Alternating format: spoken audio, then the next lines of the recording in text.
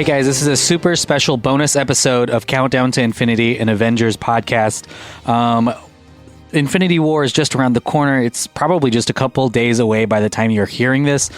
So we just want to remind you of a couple things that you can still do. You can go to facebook.com/DelphinPod or find DelphinPod on Instagram or Twitter. We're giving stuff away there. Leave a review for the podcast. But since you're probably going to watch Infinity War this weekend, maybe even next week, we want to hear what you think about the movie. So leave a review on our voicemail. If you call us at 512-937-3763, you can leave a review there for the movie. You can just whatever you thought about it. So it could be 30 seconds, maybe even a minute long. But the things you like, the things you didn't like, and we'll listen to it and we may play it right here on our podcast. The other thing that we want you to do is share this podcast. Obviously, people are really excited about the new movie. And so we want them to be a part of this awesome group of people who have been listening to the podcast and who've been following along to us before our finale. So we have an episode coming out, I think, tomorrow. And then we have our final Infinity War episode. But to get you hyped up, we received this super special featurette from Marvel Studios.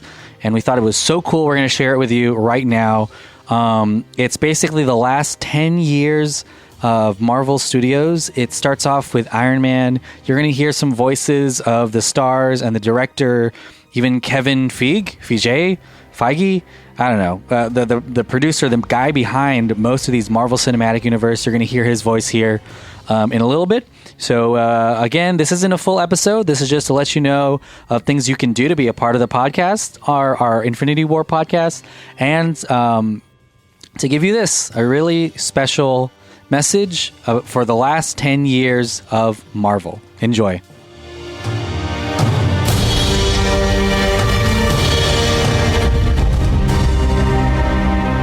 It all started in 2008. This was the director of Iron Man, Jon Favreau, talking about the movie at the time. It's a very interesting time now, and boy, you don't know what's going to happen. I know that I'm proud of it. I know that we've done everything we can. I really don't know how people are going to react to this thing.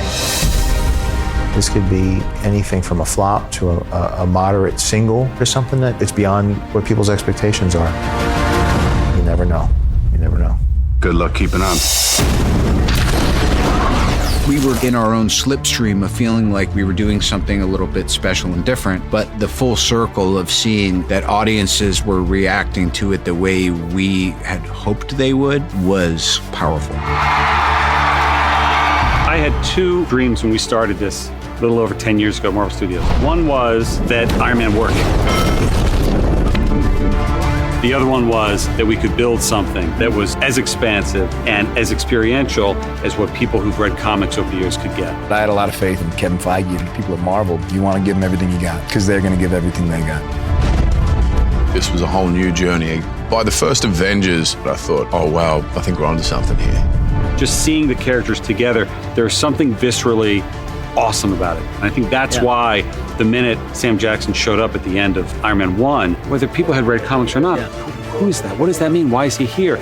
And then Tony Stark appearing at the end of The Incredible Hulk. If I told you we were putting a team together, who's we?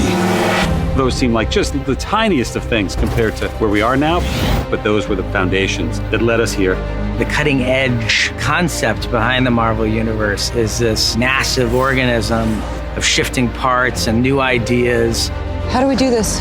As a team. Sarah Finn is responsible for all of these amazing actors and actresses that we brought into this. I think after the first Avengers, people realized that this was not just an ordinary comic book movie, that there was really a lot of thought and a lot of care and a lot of passion that's going into each and every one of these films. And there's also some joy. I think when the actors are having fun and creating these characters, the audiences feel that. Let's do a dance-off!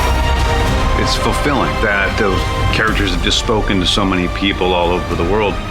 We are Groot.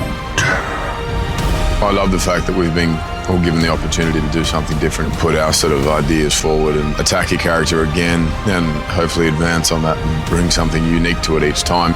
It's wonderful to be able to play this iconic character that means so much to people, and I really have to thank the audiences for that because they embraced my portrayal of her from the beginning. Final fitting, what do you think? Questions, comments, concerns? And allowed me to walk in Natasha's shoes and kick ass in them too.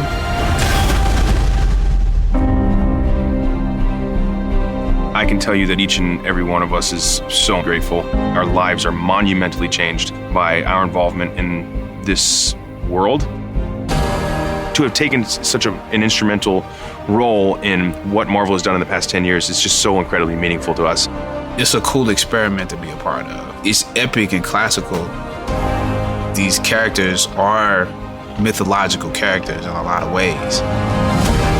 So I love all of you, and I look forward to seeing many of you as we trudge this road of happy destiny. It's nice to look at how the legacy is living on in these other movies and other filmmakers. I don't think this has ever happened before in cinematic history of all these different franchises colliding and all these storylines that have started such a long time ago have all woven together. Who the hell are you guys? As the films have progressed with Civil War and now Infinity War, we're just going to continue to surprise people.